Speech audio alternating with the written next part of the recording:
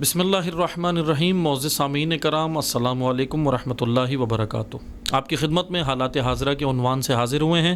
اور خطے کی بدلتی ہوئی صورتحال انشاءاللہ آپ کی خدمت میں ہم بیان کریں گے، اور خبروں کے ساتھ ساتھ مختصر سا تجزیہ اس مختصر سے وقت میں کوشش کروں گا آپ کی خدمت میں بیان کر سکوں۔ امریکہ نے اس وقت ایک اہم کام جو کیا ہے، یوکرین کو جنگ کے اندر جھونک دیا ہے، رشیا کے سامنے اس نے لا کر کھڑا کیا، لیکن اب ساتھ بھی نہیں دے رہا ہے۔ اسی طرح امریکہ تائیوان کو بھی اکسا رہا ہے۔ یہ ہم پہلے بھی آپ کی خدمت میں بیان کر چکے ہیں، دوبارہ میں ایک مختصر سا جو ابھی چند دنوں میں ایک واقعہ ہوا، وہ یہ ہوا کہ تائیوان کے فائٹر جیٹ، سمندر میں ایک فائٹر جیٹ تھا جو گر کر کریش ہو گیا تھا۔ چائنا کے 13 فائٹر جیٹ تائیوان کی حدود کے اندر گھسے ہیں اور جا کر انہوں نے مطلب وہاں پہ گشت کیا ہے یا جو بھی اپنی طاقت دکھائی ہے، اور پھر اس کے بعد وہاں سے نکلے ہیں۔ تائیوان نے بھی اپنے فائٹر جیٹ چائنا کے پیچھے بھیجے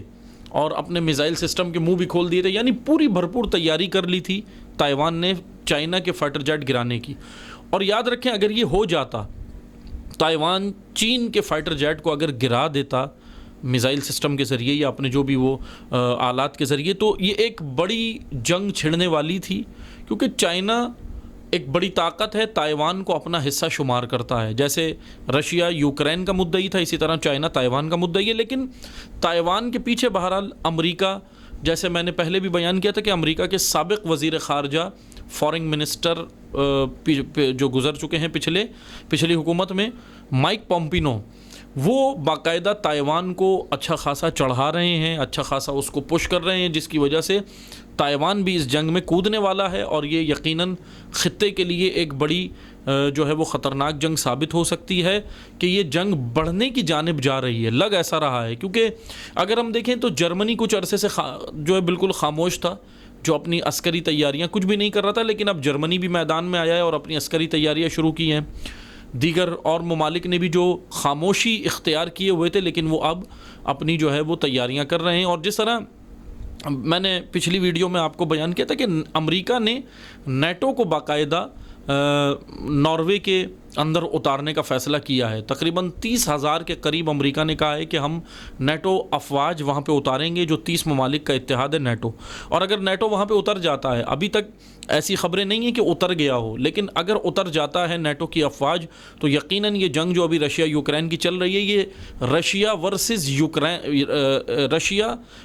یوکرین نہیں رہے گی، رشیا ورسز نیٹو، یا یہ کہہ لیں کہ دنیا کے 2 بلاکس کی جنگ یہ بن جائے گی، جو نظر آ رہا ہے کہ یہ اس جانب جا سکتی ہے اگر امریکہ میدان میں آیا، نیٹو کو لے کر باقاعدہ طور پر اگر اترا تو۔ لیکن بہرحال اگر امریکہ نہیں بھی آتا تو امریکہ دیگر ممالک کے ذریعے سے یہ کام کر رہا ہے، جیسے یوکرین کو کیا اور پھر اس کے بعد اب تائیوان کو چڑھا رہا ہے۔ بہرحال یہ ایک خبر تھی جو آپ کو دینی تھی کہ یہ یقیناً تائیوان اگر یہ حرکت کرتا ہے، تائیوان اگر چائنا سے ٹکر لیتا ہے، تو یقیناً اس کی حالت بھی یوکرین جیسی ہو جائے گی جیسے رشیا کے مقابل یوکرین ہے۔ بہرحال دوسری خبر جو آپ کو دینی ہے وہ یہ کہ پاکستان کے حوالے سے ہے کہ پاکستان نے چین سے، پاکستان کو ایک بڑی کامیابی عسکری شعبے کے اندر ایک بڑی کامیابی پاکستان نے حاصل کر لی ہے، اور وہ یہ کہ چین سے جدید پاکستان نے چین سے جدید کچھ توپ لی ہیں، جو طیارے ہوتے ہیں، توپ ہوتی ہیں جو مطلب جنگی میدانوں کے اندر کام آتی ہیں۔ HS-15 کر کے یہ توپ پاکستان نے چائنا سے باقاعدہ خرید لی ہیں، اور یہ تقریباً 52 کے قریب جو ہے وہ خریدے ہیں، 52۔ اس کے اندر خصوصیت یہ ہے کہ میں بتاتا چلوں آپ کو، کیونکہ LOC جو علاقہ ہے بھارت اور پاکستان کے درمیان میں جو بارڈر ہے LOC کا، وہاں پہ انڈیا نے اپنے توپ پہلے ہی سے بھیجے ہوئے تھے، جو کھڑے کیے ہوئے تھے، اور کسی بھی صورتحال سے نمٹنے کے لیے انڈین آرمی نے یہ پہلے سے اپنے توپ، جدید قسم کے توپ کھڑے کیے ہوئے تھے۔ لیکن پاکستان نے اس سے بھی جدید توپ اس وقت چائنا سے خریدے ہیں،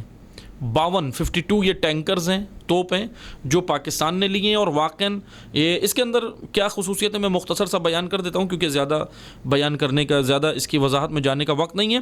HS-15 کر کے یہ توپ ہیں جو پاکستان نے چائنا سے لیے ہیں، فل آٹومیٹک ہیں، 155 mm کے گولے داغنے کی یہ صلاحیت رکھتی ہیں یہ توپ جو ہیں۔ اور پھر ایک اور اہم چیز یہ کہ پاکستان جو چھوٹے ایٹم بم بنا رہا ہے، وہ اس توپ کے ذریعے سے کافی دور تک پاکستان یہ حملہ کر سکتا ہے، اس کے ذریعے سے پھینک سکتا ہے جنگ کے دوران،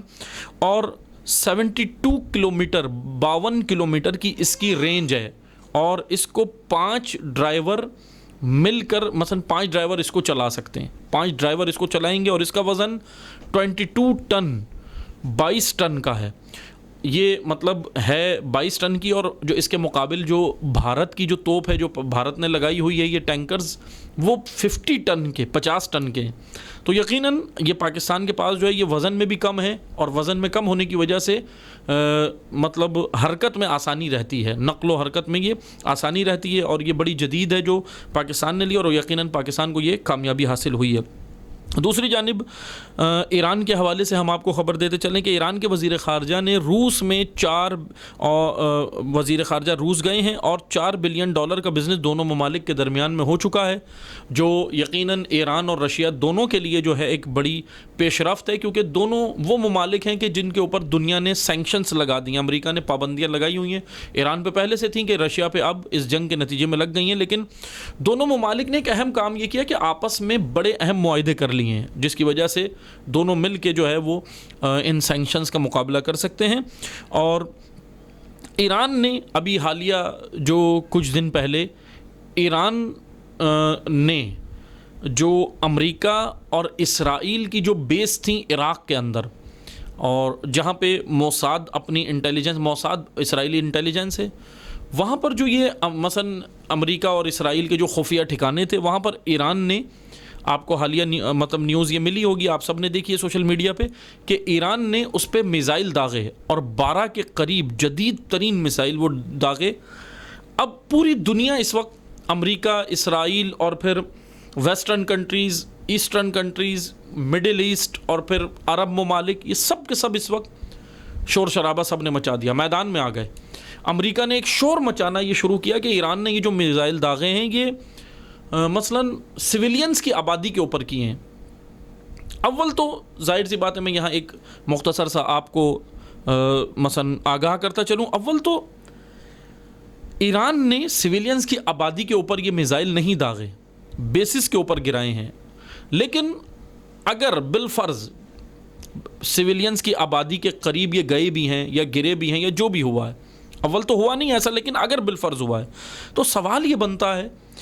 ایران نے اس وقت 12 میزائل داغے، پوری دنیا نے شور مچا دیا، واہ ویلا کر دی، امریکہ، اسرائیل،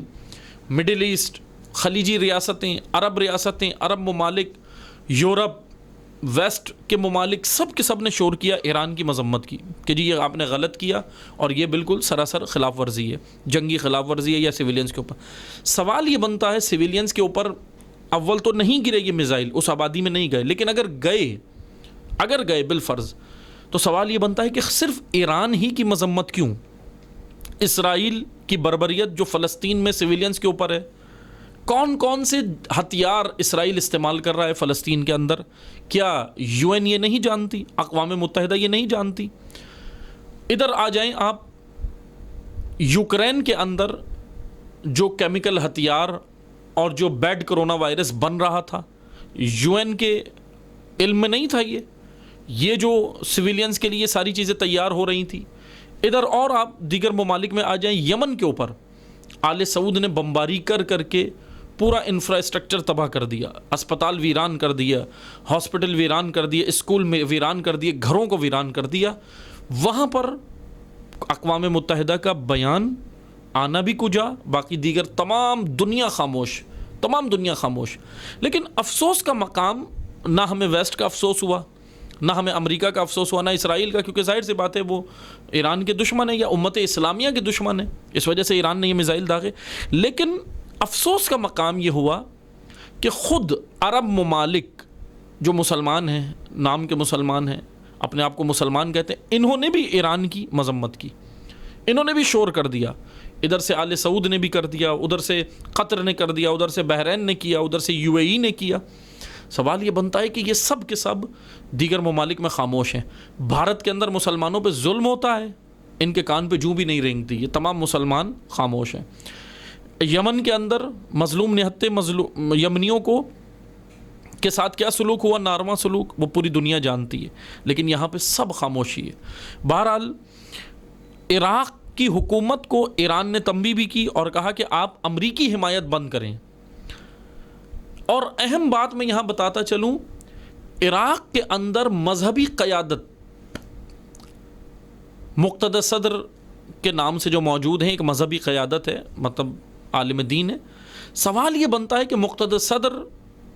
ایران نے جب میزائل داغے، مقتدی صدر کا بیان آیا اور یہ ایران کے خلاف انہوں نے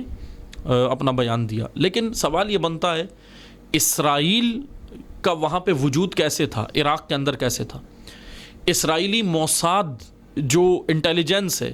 وہ وہاں پر ان بیسز کے اندر کیسے خفیہ اس نے ٹھکانے بنائے ہوئے تھے، کیسے وہ وہاں کام کر رہے تھے۔ اور اب یہاں پر عراقی گورنمنٹ اپنی سالمیت کو کہتی ہے، یا مقتدی صدر سالمیت کا اعلان کرتے ہیں کہ ہماری ملکی سالمیت کو یہ چیلنج ہے۔ سوال یہ بنتا ہے آپ کی ملکی سالمیت، امریکہ جب ہے موجود وہاں پہ، تو آپ کی ملکی سالمیت اس وقت کہاں ہے؟ آپ کی ملکی سالمیت، موساد وہاں پہ آ کے انٹیلیجنس کام کر رہی ہے، آپ کی ملکی سالمیت کو کوئی خطرہ نہیں ہے، امریکہ سے کوئی خطرہ نہیں ہے۔ ایران اگر اپنی سیفٹی کے لیے، کیونکہ ایران کے سائنٹسٹ کو اسرائیلی موساد نے جو قتل کیا، ان کے جو حملے کیے، سائبر اٹیک کیے، دیگر جو اٹیک کیے ہیں اسرائیل نے ایران کی جو جتنے بھی مطلب سسٹم کے اوپر، وہ سب کا سب خفیہ رپورٹ جو ایران کی ایجنسی کے مطابق، یا اب تو یہ ویسٹ نے بھی بیان کیا، وہ سب کے سب عراق کے اندر سے بیٹھ کر یہاں سے کیا گیا ہے۔ اب سوال یہ بنتا ہے کہ اس وقت مقتدی صدر بھی خاموش ہیں، اسرائیل یہاں پہ کام کرتا ہے، مقتدی صدر خاموش ہیں، عراقی گورنمنٹ خاموش ہے، دیگر امریکہ یہاں پہ کام کرتا ہے، سب خاموش ہیں، مسلمان سائنٹسٹ کو قتل کرتا ہے، خاموش ہیں۔ لیکن اگر ایران 12 میزائل داغ دیتا ہے تو عراقی گورنمنٹ بھی میدان میں آتی ہے، اور پھر مقتدی صدر بھی ایران کے خلاف بیان دیتے ہیں، جو یقیناً ایک قابل افسوس بات ہے کہ امت اسلامیہ کو اس وقت یکجا ہونا چاہیے، کہ امت اسلامیہ کو اس وقت اتحاد کی ضرورت ہے، نہ کہ ایسے بیان دینے کی ضرورت ہے۔ بہرحال یہ تاریخ میں کردار رہے ہیں، اور شروع سے پیغمبر اکرم صلی اللہ علیہ وآلہ وسلم کے دور سے لے کر آج تک یہ کردار تاریخ میں رہے ہیں کہ مسلمانوں کے درمیان میں یہ بہت سارے مسائل بہرحال چلے ہیں۔ ایک اہم خبر اور اسی کے ساتھ میں ایران کے حوالے سے ہی دیتا چلوں کہ ایران نے 40 سال بعد برطانیہ نے ایران کا قرضہ لوٹا دیا ہے۔ برطانیہ کے اوپر ایران کا قرضہ تھا 40 سال پہلے کا، جو برطانیہ ٹال مٹول کر رہا تھا، اور یہ تقریباً 39 کروڑ پاؤنڈ تھا یہ قرضہ، لیکن اب لوٹا دیا ہے، مجبوراً لوٹایا ہے، کیونکہ خوشی سے تو نہیں لوٹایا، لیکن ایران کو یہ ایک بڑی پیش رفت اور کامیابی ملی ہے، جو یقیناً ایک اہم کامیابی ہے ایران کے لیے۔ اور برطانیہ، کیونکہ ظاہر سی بات ہے، ابھی میں خیر بہرحال اس تاریخ میں نہیں جاتا، لیکن تاریخ موجود ہے کہ برطانیہ واحد دنیا کا وہ ملک ہے جو چوری سے بنا ہے، چوری سے تمام مڈل ایسٹ اور ادھر جو ہے وہ بر صغیر کی زمین، پاک و ہند کی جو زمین ہے، ادھر کا سارا پیسہ، ادھر کی ساری چیزیں اور دیگر زمینوں کی چیزیں لے کر برطانیہ یہ سب یہاں سے چوری کر کے لے کے گیا ہے۔ انگلستان اس طرح وجود میں نہیں آیا، یو کے یہ جو وجود میں آیا، یا وجود میں تو تھا لیکن یہ بنا کس طرح، یہ سب مسلمانوں کا پیسہ اور یہ سب دیگر زمینوں کا پیسہ ہے جو یو کے اس طرح بنا ہے۔ بہرحال اسی یو کے جو ہے وہ ایران کا پیسہ نہیں لوٹا رہا تھا، لیکن اب 40 سال بعد ایران کو یہ کامیابی مل گئی ہے کہ اس نے لوٹا دیا۔ آخر میں ایک خبر دیتا چلوں کہ پاکستان کے حوالے سے، کہ پاکستان کے سب سے بڑے شہر کراچی کے اندر کراچی یونیورسٹی میں پولیٹیکل سائنس ڈپارٹمنٹ میں، Karachi university political science department میں 11 مارچ کو ایک پروگرام ہوا ہے، اور اس پروگرام کا عنوان تھا فیوچر آف مڈل ایسٹ، مشرق وسطیٰ، فیوچر آف مڈل ایسٹ، یعنی مڈل ایسٹ کا جو ہے وہ فیوچر کیا ہے۔ اور اس کے اندر ایک اہم کام یہ ہوا کہ جو پیچھے بینر آویزہ تھا، اس کے اوپر مڈل ایسٹ کے ممالک کے فلیگ تھے، لگائے ہوئے تھے اس بینر میں، اور اس میں اسرائیلی فلیگ بھی لگایا گیا ہے، اسرائیل کا جھنڈا لگایا گیا۔ اب بہرحال بعض یہ اعتراض کر سکتے ہیں کہ جی اگر اسرائیل کا جھنڈا اس میں فلیگ اس بینر کے اندر، اس پوسٹر کے اندر، اس پینافلیکس کے اندر جو پیچھے اسکرین تھی، اگر اس میں آ گیا تو کیا حرج ہے، کیونکہ اسرائیل مڈل ایسٹ کا ممالک تو ہے، مڈل ایسٹ کے اندر تو آتا ہے، نقشے کے اندر تو ہے۔ تو بات یہاں پر اتنی سی نہیں ہے، بات یہ ہے کہ اگر آپ یہ کہتے ہیں کہ لگانے میں کوئی حرج نہیں ہے، اگر اسرائیل پیچھے جو ہے وہ مثلا اسرائیل مڈل ایسٹ میں آتا ہے، تو اس کا مطلب پھر آپ نے اسرائیل کو تسلیم کر لیا۔ اگر آپ یہ بینر پیچھے لگا کے مڈل ایسٹ کے اندر تصور کر رہے ہیں تو پھر اسرائیل کو تسلیم کر لیا، اور اسرائیل ایک قابض ریاست ہے، کس طرح اسے تسلیم کیا جا سکتا ہے؟ یو این کے اندر جس طرح وہ بہرحال اسرائیل کی پوری تاریخ ہے کہ کس طرح یو این جو ہے وہ ایک مثلا یہ کہنے ڈنڈے کے زور پر جو ہے وہ اسرائیل کو تسلیم کروایا گیا۔ اب بہرحال امت اسلامیہ یہاں پہ توجہ دے کہ ہم کس ملک کو تسلیم کرنے جا رہے ہیں جو یقیناً مسلمانوں کے لیے امت اسلامیہ کے قلب میں خنجر کی مانند ہے۔ اور اگر ہم بانی پاکستان قائد اعظم محمد علی جناح کا نظریہ لیں تو وہ اسرائیل کو تسلیم کرنے کے حامی نہیں تھے، خلاف تھے۔ ان کا نظریہ، ان کے افکار، قائد اعظم محمد علی جناح کے جو افکار ہیں وہ اسرائیل کو تسلیم نہیں، اسرائیل کے محو کرنے کے جو ہے وہ ان کے افکار ہیں کہ اسرائیل محو ہونا چاہیے، اسرائیل دنیا سے اس نقشے سے ختم ہونا چاہیے، نہ کہ اس کو قبول کیا جائے۔ بہرحال یہ 11 مارچ کو کراچی یونیورسٹی کے اندر یہ پروگرام ہوا پولیٹیکل سائنس ڈپارٹمنٹ، جو یقیناً قابل مذمت ہی نہیں بلکہ پاکستانی حکومت اس کا نوٹس لے، توجہ کرے اور دیکھے کہ ایک طرف آپ بیان دیتے ہیں وزراء کہ ہم اسرائیل کو تسلیم نہیں کرتے یا اسرائیل کو ہم نہیں چاہتے یا دیگر بیانات دیتے ہیں خلاف، اور دوسری جانب وہیں پر یہ کام آپ کی گورنمنٹ کے اندر پاکستانی حکومت کے ہوتے ہوئے اور پاکستانی حکومت کے نظریے کے خلاف یہ کام نیچے جو ہے وہ یونیورسٹی لیول پر یا دیگر لوگ جو ہے یہ کر جاتے ہیں اور آپ پھر خاموش رہتے ہیں۔ بہرحال اس کے اوپر توجہ کی ضرورت ہے۔ آخر میں بھارت میں انڈیا کے حوالے سے، کیونکہ انڈیا میں مسائل مسلمانوں کے خلاف چل رہے ہیں جس میں پردے کے اوپر حجاب کے لیے بہت زیادہ اہم ترین مسائل وہاں پہ چل رہے ہیں، وہاں کی جو کورٹ ہیں اس نے بھی، بھارتی کورٹ نے بھی یہ بیان دے دیا ہے کہ جو ہے وہ حجاب تعلیمی اداروں میں نہیں ہونا چاہیے۔ لیکن بھارت کی ریاست ہے چنئی میں حجاب کی حمایت میں سینکڑوں ہزاروں طلباء و سینکڑوں طالبات میدان میں آ گئی ہیں اور وہاں پہ مظاہرے جاری ہیں جو یقیناً شدت اختیار کر سکتے ہیں، پورے بھارت کے اندر پھیل سکتے ہیں اگر بھارتی حکومت نے اپنے آپ کو، بھارتی حکومت سیکولر اگر کہتی ہے کہ یعنی کہ ہم جو ہے وہ سیکولر ریاست ہیں یا سیکولر حکومت ہیں، تو پھر وہ واقعاً سیکولر بن کے دکھائے اور سب کو وہاں پہ تمام مذاہب کو آزادی دے۔ اگر یہ آزادی نہیں دی گئی مذاہب کو اپنے مطابق، اپنے عقائد کے مطابق، اپنے رسوم کے مطابق، اگر وہاں اپنی ثقافت کے مطابق اگر ان مذاہب کو آزادی نہیں دی گئی تو یقیناً یہ بھارت کے لیے خطرہ ہے، بھارتی حکومت کے لیے خطرہ ہے اور خود بھارتی ریاستوں کے لیے خطرہ ہے کہ یقیناً یہ مسائل بڑھ رہے ہیں اور بڑھ سکتے ہیں مزید۔ بہرحال ہم دوبارہ آپ کی خدمت میں حاضر ہوں گے۔ یہ مختصر سی خبریں اور مختصر سا تجزیہ تھا جو آپ کی خدمت میں بیان کریں۔ انشاءاللہ دوبارہ آپ کی خدمت میں حاضر ہوں گے۔ جب تک کے لیے اجازت دیجیے۔ والسلام علیکم ورحمۃ اللہ وبرکاتہ۔